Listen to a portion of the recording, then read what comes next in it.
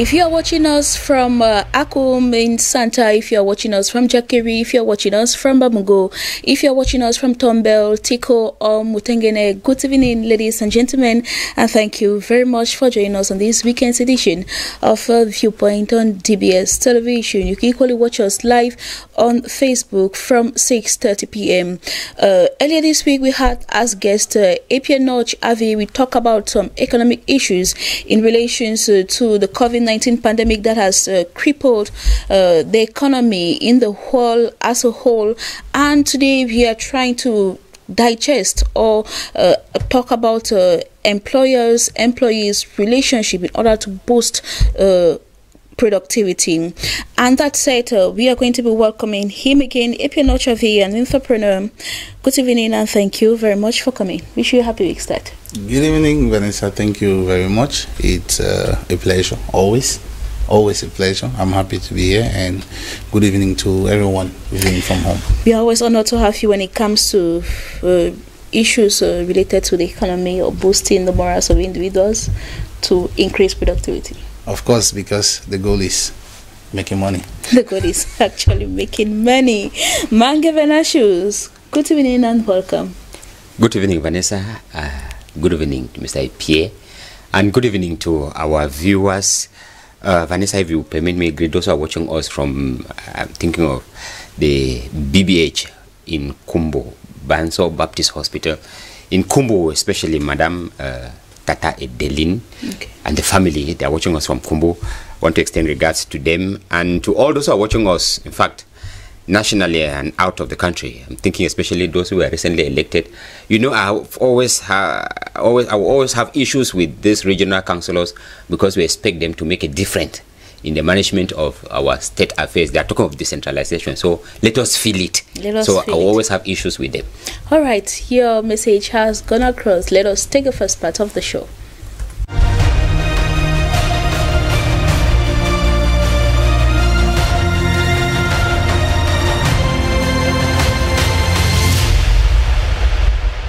If you are just tuning in, welcome to Viewpoint, one of your favorite evening debate programs.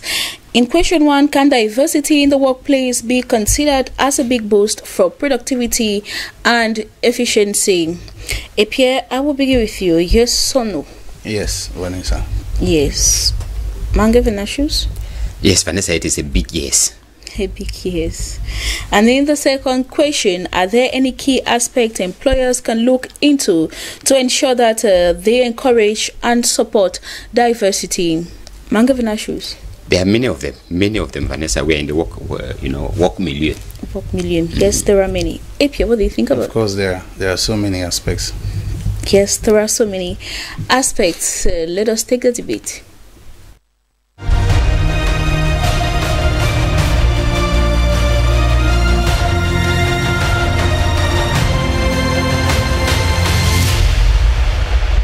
Can diversity in the workplace be considered as a big boost for productivity and efficiency?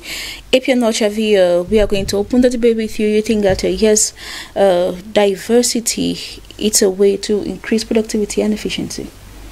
Of course, diversity is, when we talk of diversity, of course, we think of the basics. We think of age, religion, generally culture, and so on, race, and all of that.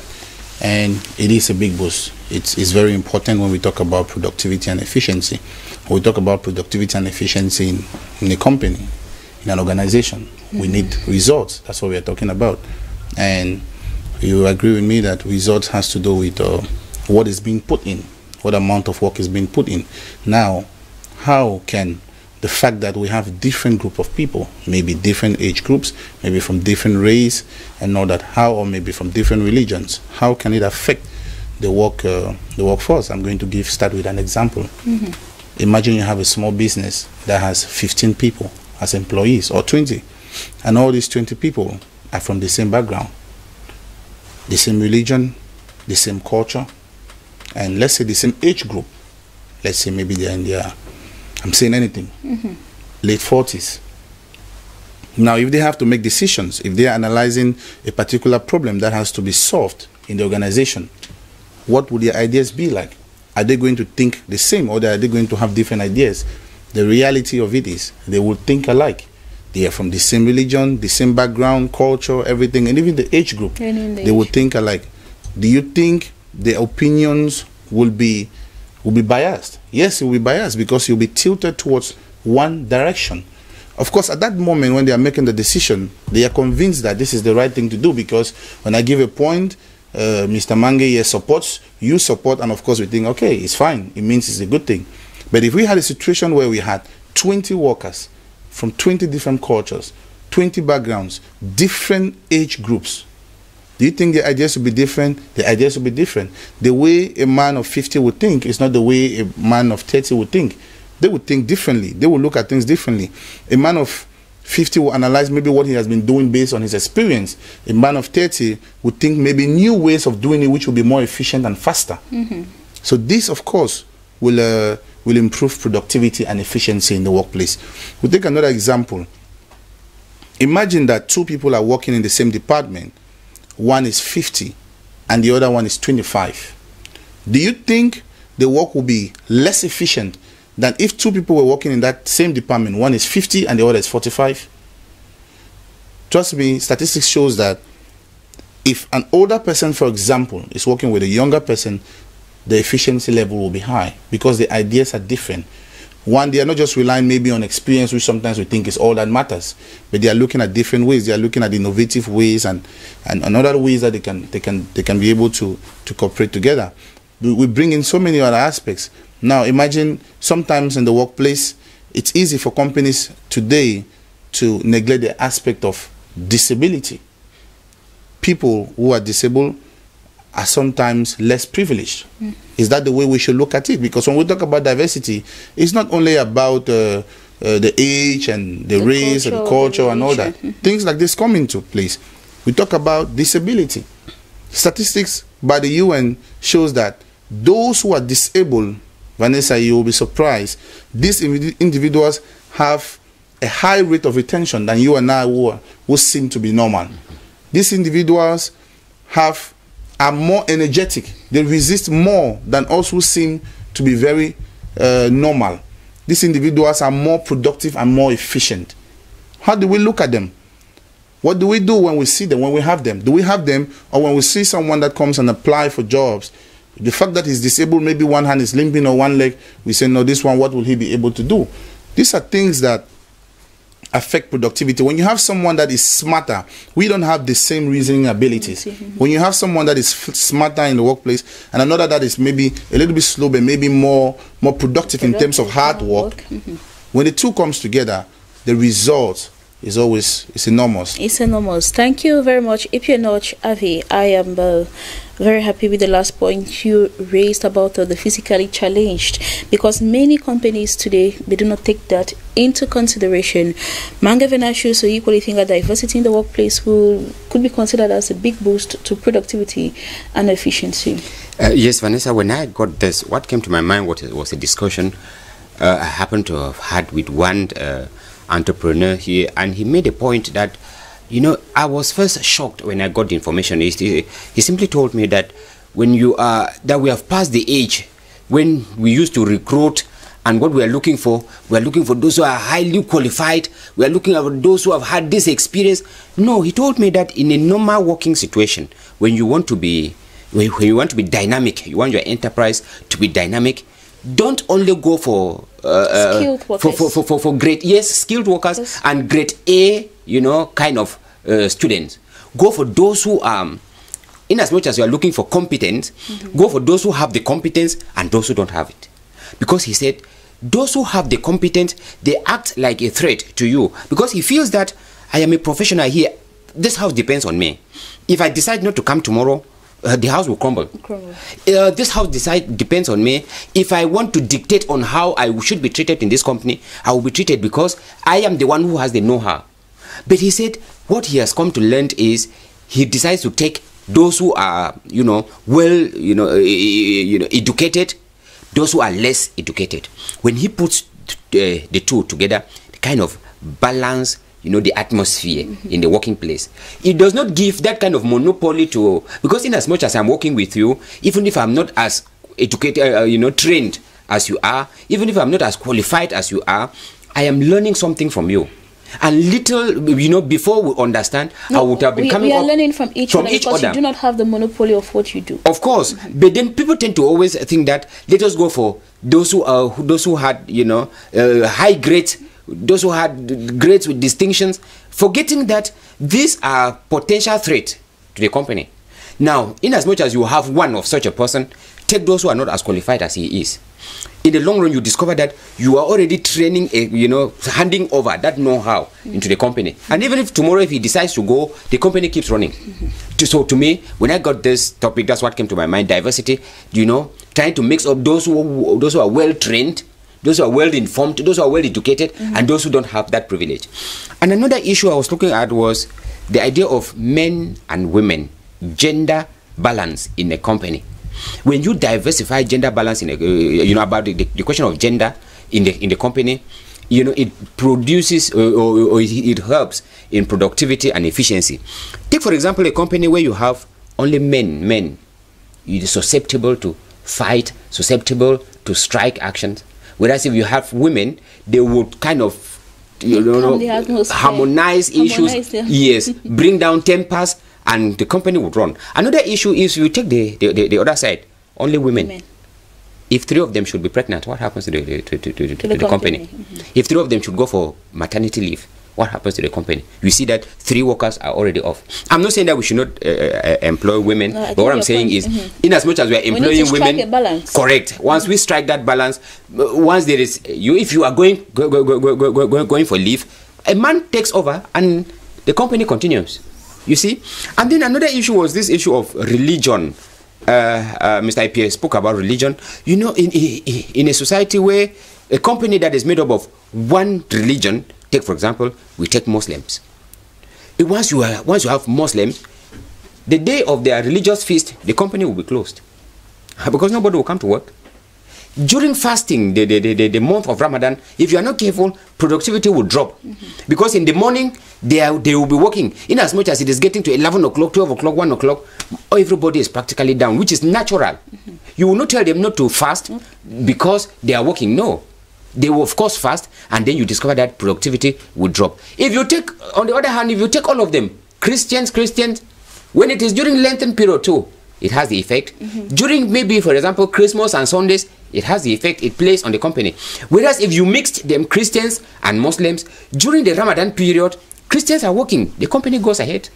During the Christian feast, Muslims will be working and the company goes ahead. But if you decide to tie it down and you think that it is only, you know, one aspect of faith, let us take Christians or let's take Muslims, it has an impact in the running of the company. So could we say in one way that even cultural background affects the running of a company? Of course, cultural background though.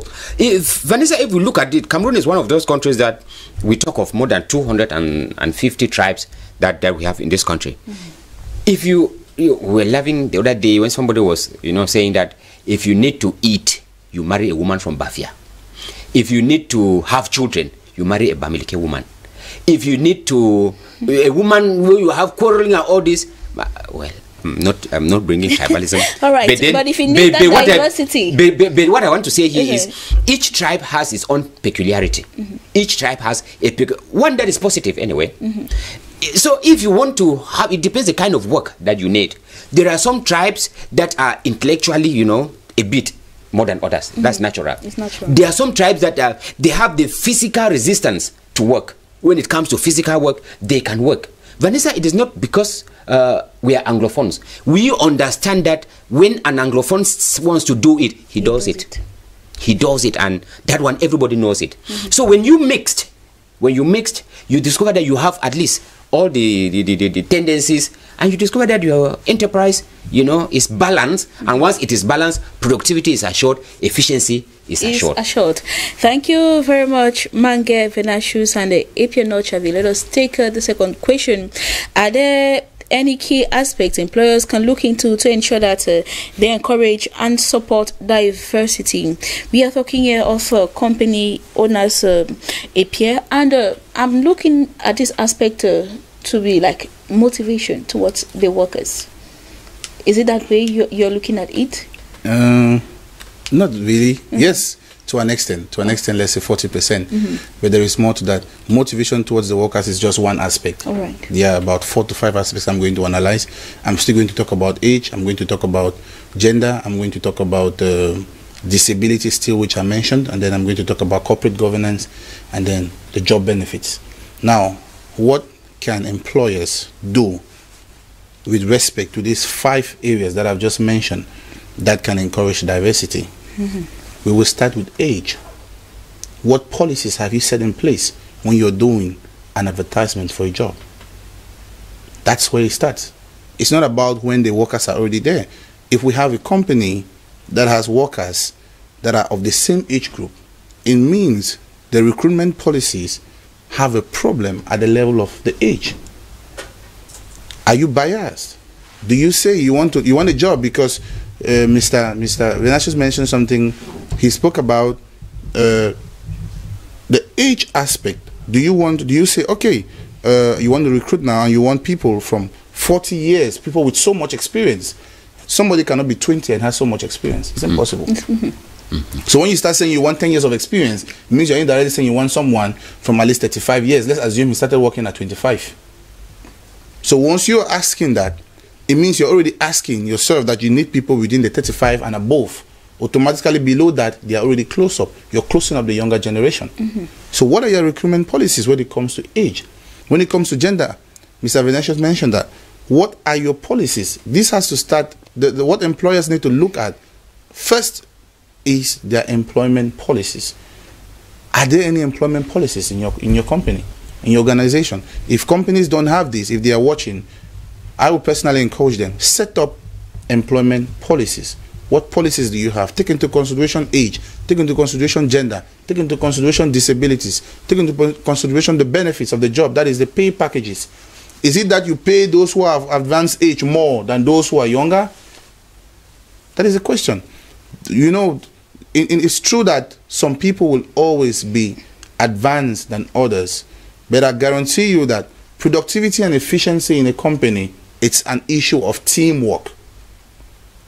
If you are handling this program, Vanessa, and you prepare your presentation well, and the person at that production places you one side of the camera, this program will not be enjoyed by viewers at home. Exactly. So why should the person at the production, why should his salary be 3 times yours? Because he places you well. If he places you at the center and you come and you don't see anything tangible, the program will not be enjoyed. It's a teamwork. It's a teamwork. This is what employers need to look at. We are not saying that people should have the same salaries, but we are saying that employers should ensure that these aspects are taken into consideration, and there is this diversity, this handling of not being biased, you know, the aspect of not being biased when recruiting or when treating your workers. That's it. We've spoken about age, and then we've touched a little bit of job benefits. Now let's talk a bit about corporate governance. Each company has a leadership level. It has a board of directors. The people in your board of directors, who are they? Is it a formal board of directors, or is it just a board of directors made up of those who are at the top level of your institution? Somebody who has been there for 10 years will obviously be in the top level in your institution. You will push him among the board of directors, but is that what really matters? If you have a board of directors where you have a lady, you have a man, you have a man who is in his 50s, you have a boy who is in his 30s, you have a girl who is in her 30s, do you think the ideas will be different? Yes. Do you think the productivity will be different? Yes. It's not about just doing things because, okay, this man has been here for 15 years, so let him be among these people. Let him be among the leaders. That is not how leadership is being seen. It's about doing something the formal way, the good way, and the good way encourages, like what we are talking about, diversity. So companies should look at, because the corporate board, the governance of the company or the organization is what is a determining factor to the productivity by 80%. If the topper part is a failure, everything that follows down will be a failure. Let's take an example. You build this house and it goes right up and you don't put a roof. 10 years from now, what is going to happen to the walls? It rains on it year in, year out. So that coverage, those you put at the top there, it's very, very important. the corporate governance. Now we come back to disability. Is what we already said, but now we're going to put at it, looking at it like we spoke again. What policies have you set in place to ensure that the conditions that you're putting in your recruitment script do not automatically wipe out those who are disabled? Sometimes the conditions, working conditions that we've put, like recruitment conditions, automatically cancels those who are disabled, those who have a problem. Now, are your working conditions or are your recruitment policies such that those who are disabled, those who have these problems, are already taken out of the scene? Recruiters, employers, organizational owners, and corporate leaders should take this into consideration. These aspects, when you handle your age, you take note that there is diversity at the level of the age. You take note that there's diversity at the level of gender, like Mr. Vinicius mentioned. You don't just focus only on women or only on men, but you do this mix. You take note that those who are working with you are disabled too. It's not, we are not saying that if you don't have any disabled person in your organization, it's a problem. No. But don't be biased. Don't deny someone the opportunity to showcase his talent because of his physical disability. It's a problem. When you take note of your corporation governance, when you take note of this, your leaders, who are they who make up your board, when you make sure that the benefits that your workers have are such that you understand that they are working as a team and that somebody doesn't really seem more important than the others, these aspects is going to increase productivity and the company is going to grow. And the company is going to grow. It's going to encourage and support diversity as well. Mangavina Shuso, you said yes, there are a lot of things that company owners could do to encourage and support diversity. Yes, Vanessa, permit me begin from career path, career growth. I think that once you set up a company, you should be able to put up the policies like Mr. Pierre was saying. You put them down. Let me know that in this company, after 2-3 years, I will have to improve in my career. After 2-3 years, I will need to move from here to here. We used to always ask a simple question: why do we work? We work simply because we want to earn a living. That's a simple definition of work. Anything that helps us, anything positively, morally positively, that helps us earn a living. And I will not be contented working in this company on the same spot. When I say same spot, I mean the same spot financially, year in, year out. It means there is no career progress, career path in this company. Whereas if this company had said, anybody who works in this company between 1 to 3, 4 years, no, you move from this level to this level, you are not giving hope to workers. And you know, once there is hope, every worker wants to give in his best or her best. And once you are giving in your best, that is how it affects productivity, it affects the efficiency. If you are just working year in, year out on the same position, you tend to find yourself being on a routine kind of work. You are just doing your work because you just do it.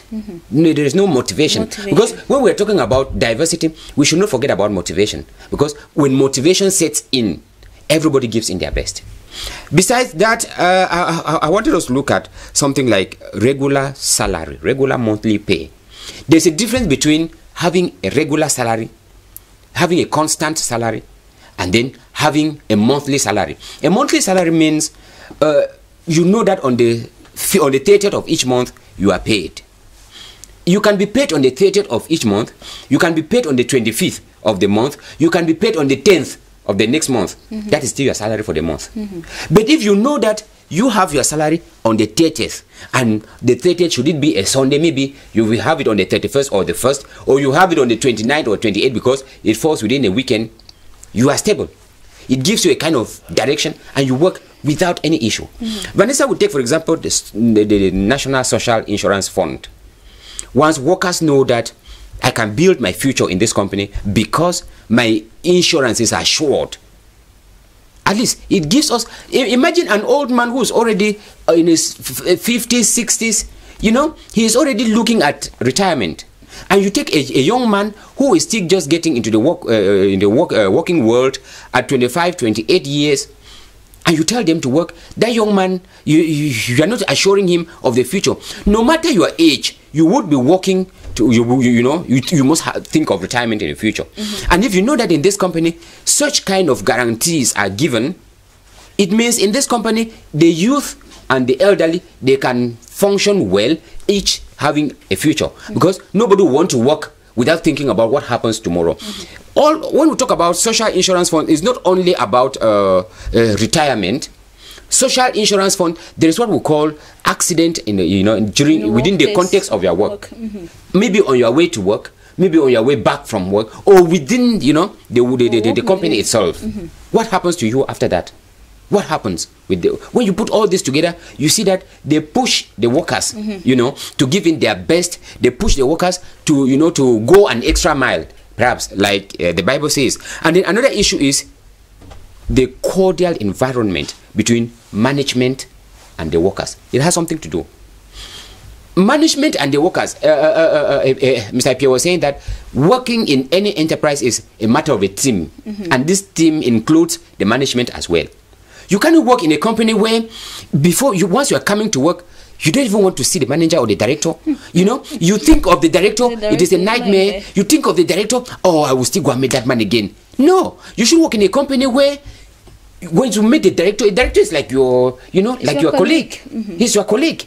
And it should be someone with whom you can, there's a difference between working, there's a difference between, socializing. When it comes to carrying out our managerial duties, you put every other aspect and we work. After that, when it comes to relaxing, when it comes to, we are at the same level. We are colleagues. That's why when they used to talk about Labor Day, and I used to enjoy managers on Labor Day, they also wear the fabric. They also go out also. That is, you identify with your workers. Workers identify with you. But if you remain in that high office and workers are right down here, it means everything, even work, is high up there, and your orders are high up there. Anyway, that makes the difference between a boss and a manager. Of course, now, we now talk of a boss and a manager. A manager manages people. He is with you, and when it comes to work, your manager is your colleague. Then when it comes to the running of the company, because somebody must be there to sign, somebody must be there to answer. At least he does that, managerial duties, he does that, but the cordial relationship that exists between you and the boss, you and your manager, it gives you some air, of relaxed air, gives you some kind of conviviality in the company, and productivity, changes. Vanessa. And productivity changes. Thank you very much, Mange Venashus. So, if you're not Chavi, what could employers do to boost the creativity of their employees? Mr. Venashus said something when he was concluding. He spoke about the way you communicate with your manager. I would like to say this directly to company owners and board of directors, that the communication in the company is very important, and it's very important that company owners create a system, a relaxed system of communication where those who are in the managerial team or those who are not can easily communicate, create a relaxed atmosphere. This is going to increase the productivity. And of course, it's true, we've spoken about age, gender, disability, and all these aspects that have to do with diversity, increasing productivity and efficiency. The one thing that employers should not fail to do is, regardless, recruiting these individuals from different age group, different gender is not enough. If you recruit these individuals but you don't train them, productivity will not still be evident. So training your workers, training your employees, ensuring that there is a system, there is a politics, there is a philosophy of doing things, a particular way of communication which is relaxed, productivity and efficiency will be there. Evident. Thank you very much for coming, and Mange Venashus, thank you very much for your contributions. Ladies and gentlemen, this brings us to the end of the show. Hope that you had a beautiful week spending it with Viewpoint on Dbs Television. See you on Monday. God willing, do stay tuned, and do not forget that programs continue. Goodbye.